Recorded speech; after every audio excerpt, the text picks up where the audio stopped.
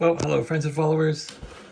Another gotcha, I think, on the SBE the model SBE SB2-LA amplifier. So, some of these tubes are working at half brightness or half filament voltage. They just look dim. These two are off. I think these two are half brightness. These two look fine. Anyway, I was only getting unity power out of this thing on 4 tubes. If I put in 30 watts, I got 30 watts out. If I put in 50 watts, I got 50 watts out. So that's not acceptable. So anyway, I think it's due to these tubes were half brightness, half filament. And these were out. Anyway, all my tubes came. I have 6 tubes now. They're not really matched, but I couldn't really get matched tubes. So I got what I could get.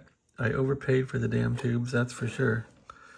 Then there's some guy selling a whole pile of tubes, like 5 of them for 200 bucks. And I'm like, of course, that I didn't discover that until later. And they're probably all RCA and matched. Oh well, enough whining. So what did I do? The way this works is all the tube filament voltage from the filament transformer comes in here, here, and here.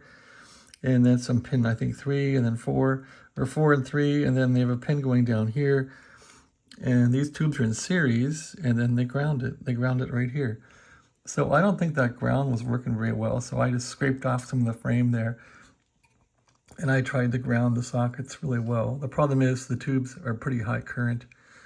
I don't know if they draw 2 amps or something per tube or something. I don't know, but they're a lot. So I resoldered all the filament lines, all the filament wires, and put a ground in there. So let's see if it helps this turkey work a little better.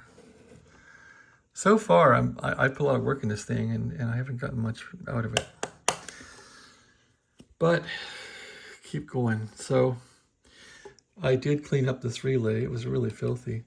This one turns out, at least in this application, is not really used. This one appears to be only for really keying the bias, getting the bias down to a lower voltage, and putting the bias control back into practice so it'll adjust. But if this relay closes, it seems that it takes the place of this one in that the line that closes this relay, there's 12 volts going into one side of it, 12 volts from over here.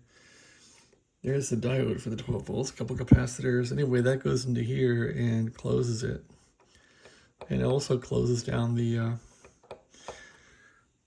green wire. The other side of this thing is closed down, so that starts to work again, and then you can set your bias on your transmit. So it's pretty nice circuit. I'm not real impressed with this. Where are these? 2.2K, 2200. Wow, I think these are like 130 ohms or something.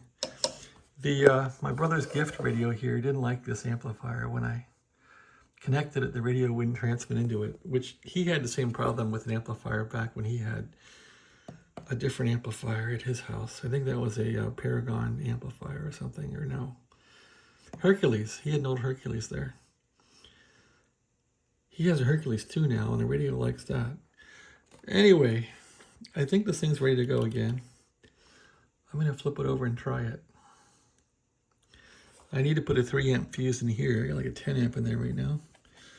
But that fuse definitely blew out last night when the thing was taking too much plate current. So, live and learn. Had to move this pigtail to pin, I think pin 9 or pin 1 to get it to transmit. Lots of messing around. This potentiometer was grounding out. The middle pin with a wiper was grounding out to this little frame thing here. So fix that. Lots of little details here that needed attention. Well, let's flip it over and see if it works. Thanks for watching.